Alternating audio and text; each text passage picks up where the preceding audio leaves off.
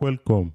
Now that we've covered the basics of strings and how to format them with f-strings, it's time to look at some common methods we can use to manipulate strings in Python. String methods allow us to modify text quickly and easily, which is helpful for everything from cleaning up data to formatting outputs. So, what are string methods and what are their functions? String methods are built-in functions in Python that we can use directly on string data type. They make it easy to transform text without writing complex code, and we are going to cover a few of most commonly used string methods in this lesson. So let's start with these simple methods. We have the upper method, the lower method, and the title method. These methods change the case of a string. The upper method is like turning on caps lock on your keyboard. It turns all the letter in a string to uppercase. For example, let's say we have a text with the value of, let's say hello world. Alright. So the upper method, it turns all the letters in the string to uppercase. So to see that in action, we can print, let's print, so we can say text dot upper. Okay, so upper is a function. To invoke it, you use double parentheses. All right, so if we run this now, we're going to see that normally the original text is hello world with all this in lowercase, but using the upper method, it's going to turn all the strings to uppercase. The lower method is the opposite of upper method. It turns everything to lowercase. For example, let's print this. Let's say we have text dot lower, right? So we're going to invoke it. Lower is also a function, it's a method. So you can see now that in the original text, we have H to be capital, we have W to be capital. But using the lower method, it's going to turn everything to lowercase. And then we also have the title case. The title case, it's a method that changes all the first letter of every word in the string to uppercase. Okay, so actually we already have this in title case. We have the first letter of each word to be uppercase. But let's reassign text to another value. Let's say text is now hello world in lowercase all through. So we have hello world. Now let's print text in title case. So let's say dot title. Okay, so now if you run this, currently text is all lowercase. So if you run this now, it's going to turn, this is the one that we applied title on. So it's going to turn the first letter of each word to uppercase. If you want only the first letter of the word to be uppercase and not of each word, so we use capitalize method for that. So let's print, you can say text dot capitalize. Capitalize it's going to turn only the first letter of the string to capital to uppercase. So you can see now that we have H to be uppercase and every other letters in the word are lowercase. The next method we'll be talking about is the strip method. This method removes any white space from the beginning and end of a string. For example, let's say we have a string. Let's say we have a variable with the name of user input. So let's say this is user input, and user input has a string of, let's say we have white space and then we have hello. Okay, and we also have white spaces at the end of the string.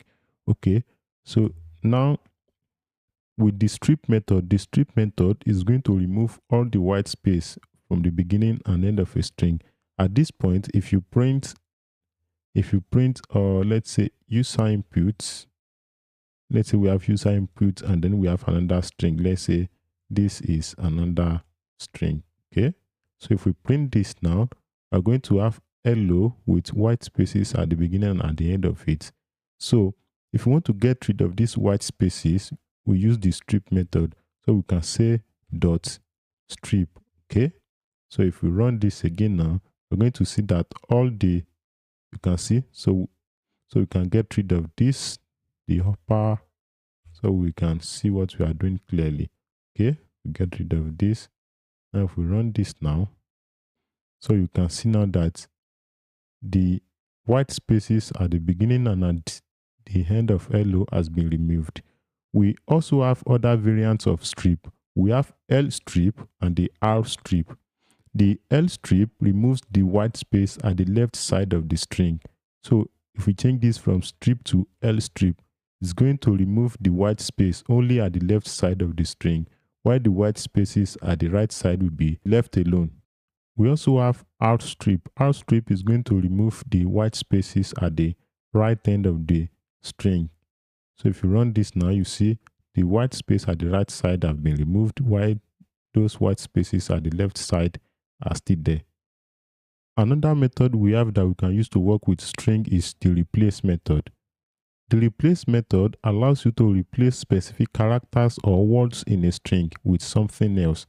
For example, let's say we have text, okay? We can get rid of this for now. Let's say we have text to be, we can say text is I love apples, okay? So we can use replace method to replace apple with orange. We can say new text is equal to, we can say text dot replace.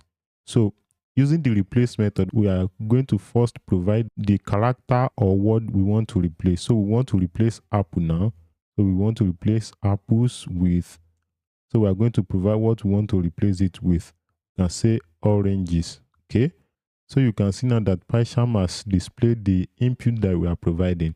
So the first input is the old word we want to replace, while the second input is this new word we want to use to replace the old word. So if we run this now, okay, let's print new text. Let's print new text. So you are going to see what we have. Now we have I love oranges, whereas the original text is I love apples. This replace method is helpful for correcting typos or updating information in a piece of text.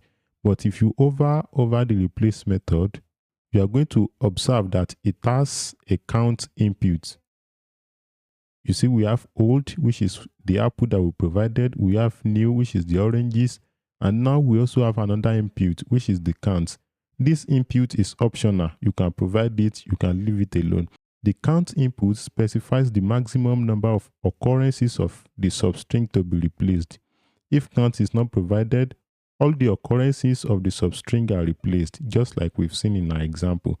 But if count is provided, it is going to replace that number of occurrence in the string.